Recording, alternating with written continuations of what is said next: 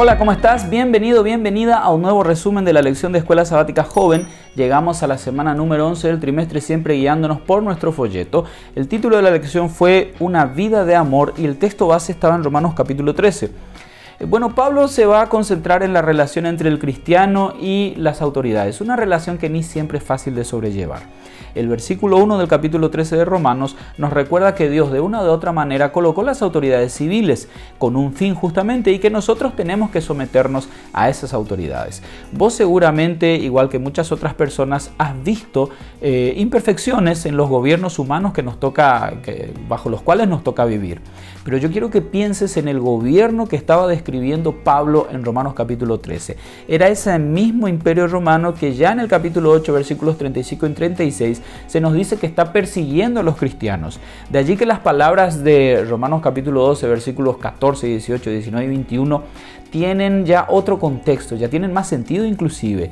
Ellos estaban siendo perseguidos y Pablo le dice a los cristianos que deberían bendecir a sus perseguidores, deberían buscar el bienestar de esos perseguidores, deberían devolver el mal con bien y deberían por sobre todo también confiar en el justo juicio divino. Cuando los cristianos tenemos que estar debajo de un gobierno civil terrenal, a veces vamos a encontrar situaciones de tensión, en donde vamos a tener que colocar siempre en primer lugar nuestra fidelidad a Dios y luego la fidelidad a cualquier otro tipo de gobierno. Pero eso no nos exime de nuestras obligaciones civiles y sobre eso vamos a estar hablando en este resumen para que podamos ser ciudadanos respetables ya en esta tierra mientras nos preparamos para el reino que Jesús nos prometió. Históricamente hablando, la religión siempre ha estado incorporada profundamente a la vida ciudadana y de hecho también ha sido utilizada como un elemento unificador. Por ejemplo, en la historia moderna tenemos a un Estados Unidos que luego del bombardeo de Pearl Harbor entra a la Segunda Guerra Mundial y se popularizó una canción que decía más o menos así: alaba al Señor y pásame la munición. Ya por otro lado habíamos tenido en la Guerra Civil Británica a un Oliver Cromwell que le decía a sus soldados algo como esto: confía en Dios y mantén seca tu pólvora. No sé si te estás dando cuenta, ¿no? El elemento Dios unificado en una necesidad nacional y en una necesidad, de estar todos unidos detrás de un mismo objetivo. En la Roma pagana pasaba exactamente lo mismo, la Roma de la época de Pablo. Allí los rituales de culto y sacrificio para los romanos aseguraban la paz con los dioses. De allí que cada miembro de la sociedad tenía que estar involucrado en estos rituales que implicaban también adoración, obviamente, a estos dioses e incluso con el tiempo la adoración al emperador.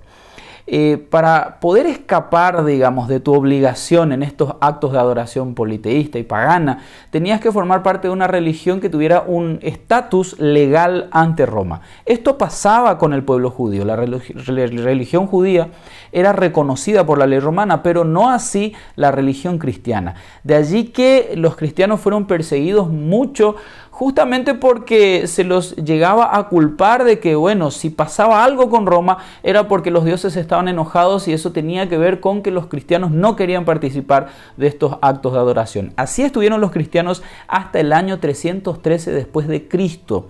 Constantemente fueron confrontados. En este contexto, vos entendés un poquito las palabras de Pablo en Romanos capítulo 13, versículo 3, cuando él le dice a los cristianos que ellos debían hacer lo bueno. ¿Para qué? Para que las autoridades, esas mismas autoridades que los estaban persiguiendo, los alabaran y no los persiguieran. Es tipo, no les des pretexto a las autoridades para que te persigan. En el versículo 4 de Romanos 13, entonces, tenemos a estas autoridades que están siendo colocadas para servir a Dios ministrando justicia.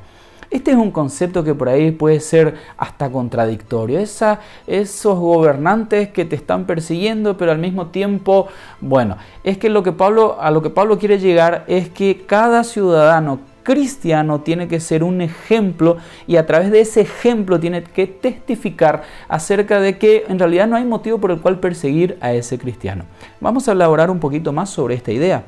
En Éxodo capítulo 20 y en Deuteronomio capítulo 5 encontramos los 10 mandamientos, que, como seguramente sabes, son la expresión de la esencia, la naturaleza moral de Dios.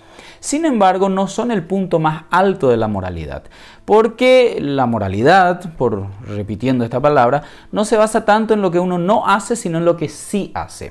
Por ejemplo, un cadáver no miente, no roba, no adultera, no hace nada malo, pero no por eso está guardando la ley. Los 10 mandamientos son lo mínimo que se espera de un cristiano y el cristiano busca lo máximo. Y lo máximo está justamente en Romanos capítulo 13, versículo 8. Es actuar en base al amor. El amor cumple la ley. Pero cumplir la ley no siempre significa que lo estamos haciendo por amor, para que se entienda un poquito. Puede ser que vos no estés matando a nadie, no porque ames a todos tus prójimos y no quieras que nadie muera, sino porque tenés miedo a que te castiguen. No estás robando, no porque no querés que a nadie le falte lo suyo, lo que con tanto sacrificio consiguió, sino porque no querés que te castiguen. El amor nos lleva a cuidar de nuestros prójimos de manera sincera. Porque cuando vos ves todo lo que hizo Jesús por vos, por amor, te das cuenta que en realidad vivís en deuda y querés pagar esa deuda justamente viviendo con amor o demostrando, expresando amor.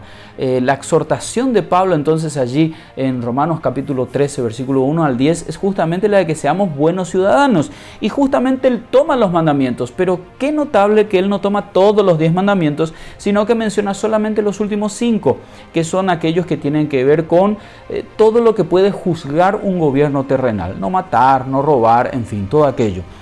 Aquí también hay una pauta, hay algo que aparece ahí de manera subliminal. Pablo no menciona los demás mandamientos, los que tienen que ver con la adoración, porque los gobiernos terrenales no tienen jurisdicción en esa área. Cuando una ley, cuando algo que tenga que ver con algo de este mundo, valga la redundancia, quiere entrar en contraposición con nuestra adoración, entonces sabemos perfectamente lo que tenemos que hacer. En Romanos capítulo 13, versículo 11, Pablo le recuerda a los romanos que ellos deberían despertar. Es decir, sí, los primeros cristianos, incluso ellos, habiendo recibido ese evangelio de primera mano del Señor Jesús y de sus apóstoles, llegaron a estar en un punto de letargo, de estar durmiendo. Ahora, la naturaleza humana no ha cambiado con el tiempo y puede ser que nosotros los cristianos, y estoy diciendo puede ser porque quiero ser buenito, estemos también durmiendo. Pablo nos recuerda que tenemos que despertar. Despertar porque la venida de Jesús es una realidad y está cada vez más cerca. Pablo no le dijo a los romanos, miren gente, Jesús va a venir en nuestros días. Lo que Pablo les estaba diciendo a ellos era que cada día que pasaba era un día más cerca de la venida de Jesús. Por eso es importante asegurarnos de que el mundo, con todas las cosas que nos ofrece, no nos haya arrullado y de esa manera con un arrorromi niño disimulado nos haya dejado dormidos. Fíjate lo que continúa diciendo Pablo en el versículo 12. La noche está avanzada y se acerca el día. Desechemos las obras de las tinieblas y vistámonos de las armas de la luz. El versículo 13 es el consejo de Pablo de evitar las obras de la maldad y buscar las obras del reino. En el versículo 14 tenés esta declaración interesante. Vestirnos de Jesús y no satisfacer los deseos de la carne. Es decir, modelar nuestra vida conforme al modelo de la vida de Jesús. Ahora es importante esto porque evitar favorecer los deseos de la carne y vestirnos de Jesús significa que estamos reconociendo que hay una lucha, continuamos en esa lucha contra algo que pueda estar atándonos todavía a este mundo. Cada uno tiene su propia prueba, cada uno tiene su propia lucha. La gran pregunta es, ¿cuál es la tuya? ¿Ya la identificaste? ¿Ya pediste ayuda para poder vencer? Como cada semana terminamos este resumen leyendo una cita de Elena de White, en este caso algo que aparece en el libro Hechos de los Apóstoles en la página 58 y dice así: no se nos pide que desafiemos a las autoridades. Nuestras palabras, sean habladas o escritas, deben ser consideradas cuidadosamente, no sea que por nuestras declaraciones parezcamos estar en contra de la ley y del orden y dejemos constancia de ello. No debemos decir ni hacer ninguna cosa que pudiera cerrarnos innecesariamente el camino. Debemos avanzar en el nombre de Cristo, defendiendo las verdades que se nos encomendaron. Si los hombres nos prohíben hacer esta obra, entonces podemos decir como los apóstoles: juzguen si es justo delante de Dios, obedecer a ustedes antes que a Dios, porque no podemos dejar de decir lo que hemos visto y oído. Y esa es la relación que los cristianos vamos a tener que mantener mientras que Jesús viene. Tenemos gobiernos terrenales, tenemos autoridades que han sido elegidas y de una u otra manera colocadas allí por Dios. Entonces tenemos que respetarlas. El Señor las utilizará como, de alguna manera, para impartir justicia. Pero cuando alguna normativa, cuando alguna legislación atente contra algún principio declarado en la palabra de Dios, entonces allí nuestra decisión tiene que ser firme y radical. Primero Dios y luego el resto. Que Dios te bendiga, que tengas un excelente día y nos vemos la semana que viene.